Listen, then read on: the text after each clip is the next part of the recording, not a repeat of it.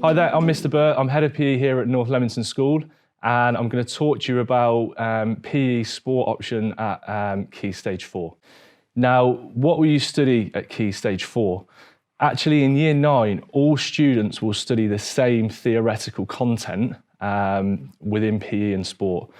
This is going to be around physical training, and we'll cover things such as components of fitness, methods of training, fitness testing, and look at a bit of health, fitness and well-being. This theory content will be directly relatable to both the GCSE PE option and the BTEC sport option that students will go on to study. Alongside this, we will have a broad and varied sports practical offer, and this will be in addition to timetable games lessons that all students in Year 9 will follow. Okay, in Year 9, students will be assessed using written exam style questions along with practical sport assessments. This will enable us to gain a real good informative understanding of each student and where their strengths lie with regards to the theory and practical aspects of sport at Key Stage 4.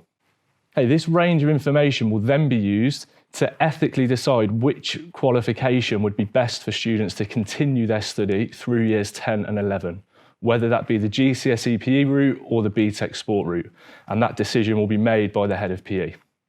So just briefly then, the differences once we get to then, GCSE PE is assessed using written theory papers.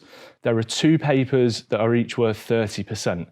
This will equate to 60% of a student's final mark, and they'll look at topics such as anatomy and physiology, physical training, sports psychology, socio-cultural issues, health, fitness and well-being.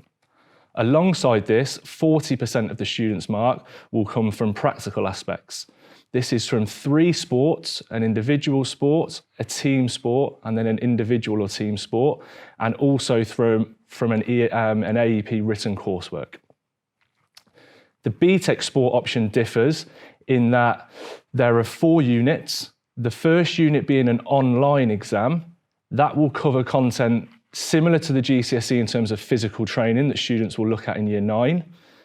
However, this exam can be resat once. The cost of that would be to the student, and it's approximately £20, but it's not an end of Year 11 written exam in the style of a GCSE.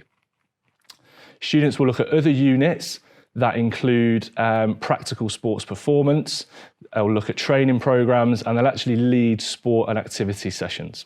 Just to address perhaps a couple of misconceptions, if you select sport at Key Stage 4, actually you'll spend the majority of your time in the classroom. Now this gives a real great opportunity to develop on the practical skills and practical sports that you look at in terms of looking at the theoretical aspects and how the human body moves and works.